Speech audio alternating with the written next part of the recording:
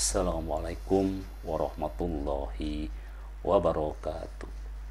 Alhamdulillah, alhamdulillah wa syukurillah wala haula wala quwata illa billah. Saudara-saudaraku, alhamdulillah kita masih diberikan kesempatan untuk bertemu kembali di Hidup Sehat bersama Lukman Effendi. Kita masih melanjutkan pembahasan kita ya tentang bagaimana kita menjaga kebugaran, menjaga kesehatan, menjaga vitalitas kita di bulan puasa sehingga tidak terganggu ya. Tentu dengan berbagai macam cara ya. Sebagaimana selalu saya sebutkan, kunci hidup sehat adalah menjaga pola makan kita, menjaga pola istirahat kita, menjaga pola aktivitas fisik kita, kemudian juga menjaga kesehatan mental kita ya.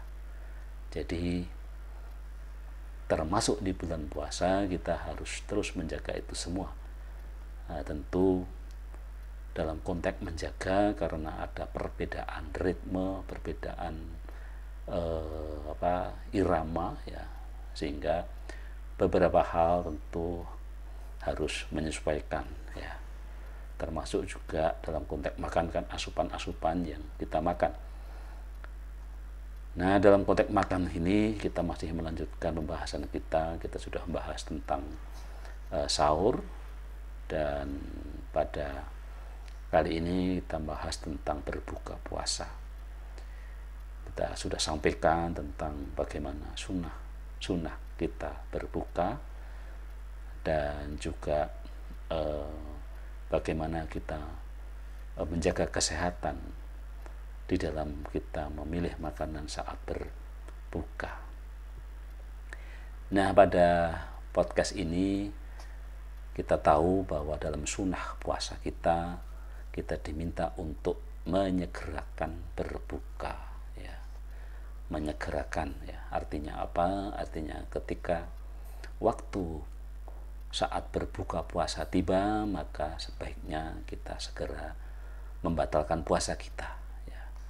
Yang paling utama tentu adalah kita minum dulu air putih ya, 1 gelas sebagai pembatal buka kita ya, baru kita bisa menekan sunnah makan kurma ya, 1 biji, 3 biji ya, 5 biji ya, sesuai selera kita ya.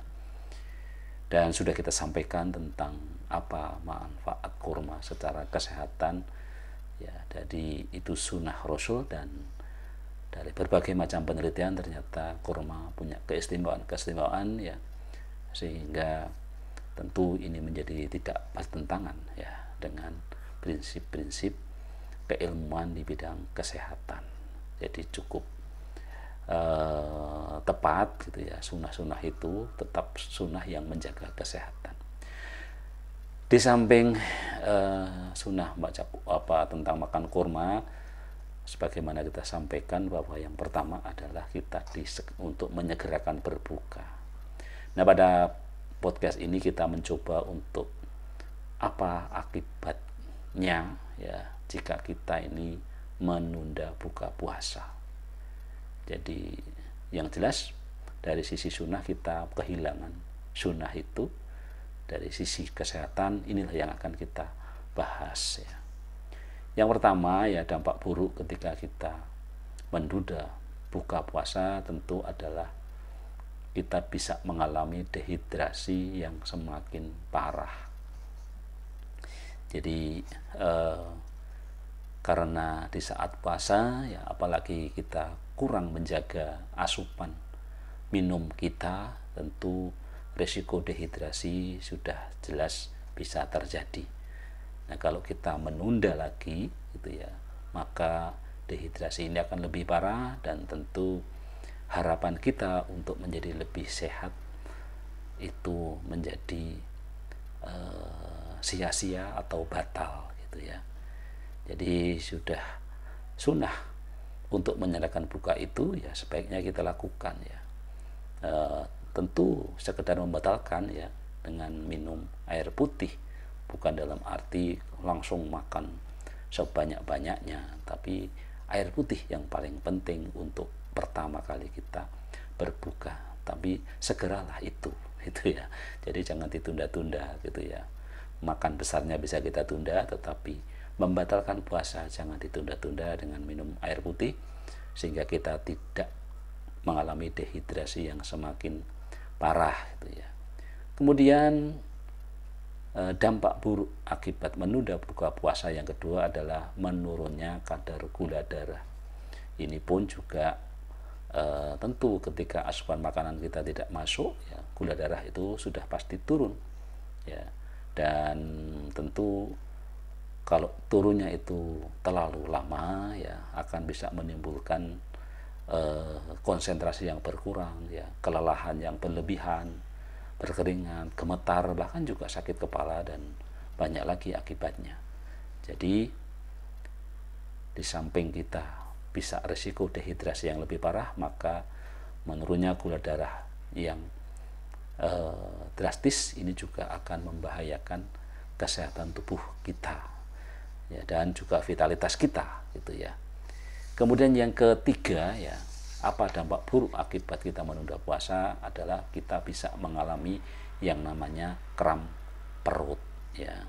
Banyak orang yang menyangka dengan menunda waktu berbuka maka akan membantu dalam penurunan berat badan ya. Faktanya hal itu tidak benar. Dengan menunda konsumsi makanan, sistem pencernaan menjadi rentan terserang irritable bowel syndrome yang gejalanya meliputi kram perut dan nyeri ya, bahkan juga diare dan kembung. Gejala ini muncul karena usus kita mengalami iritasi akibat pola makan yang berantakan ya. Jadi lagi-lagi ya, kita memang harus menyegerakan berbuka, jangan ditunda-tunda ketika memang waktunya sudah berbuka. Ada risiko dehidrasi, risiko penurunan gula darah yang makin drastis, dan kita bisa mengalami kram perut ya. Dan yang terakhir ya yang bisa kita sampaikan, dampak buruk ya dari menunda buka puasa adalah kita bisa mengalami yang namanya tukak lambung ya. Jadi selain kram perut, penyakit berbahaya lain yang dapat menyerang sistem pencernaan adalah tukak lambung ya, atau peradangan pada lambung. Gangguan ini dapat terjadi akibat menunda berbuka puasa sehingga lambung mengalami iritasi akibat cairan lambung yang berlebih. Ya, jika menunda berbuka puasa sudah menjadi kebiasaan, peningkatan beban asam juga dapat terjadi pada usus 12 jari. Dan jika ini terus dibiarkan, keadaan dari sistem pencernaan tersebut dapat menjadi lebih buruk. Gejala yang bisa dialami adalah nyeri hingga ke ulu hati setelah kita makan ya. Jadi itulah setidak-tidaknya 4 dampak buruk dari kita menunda buka puasa. Jangan lagi kita menunda buka puasa. Ketika buka puasa sudah tiba, maka segera kita berbuka, segera kita membatalkan puasa kita ya, karena itu bagian dari sunnah Rasul. Dan berbagai penelitian menunjukkan bahwa menunda buka puasa bisa berakibat dehidrasi, menurunnya gula secara tajam, dan mengalami kram perut, bahkan juga mengalami tukak lambung. Demikian yang bisa kita sampaikan, dan kita ketemu di pembahasan lain masih berkenaan dengan perilaku berbuka puasa. Sampai ketemu, tetap sehat, tetap semangat ya, hidup sehat bersama Lukman Effendi. Wassalamualaikum warahmatullahi wabarakatuh.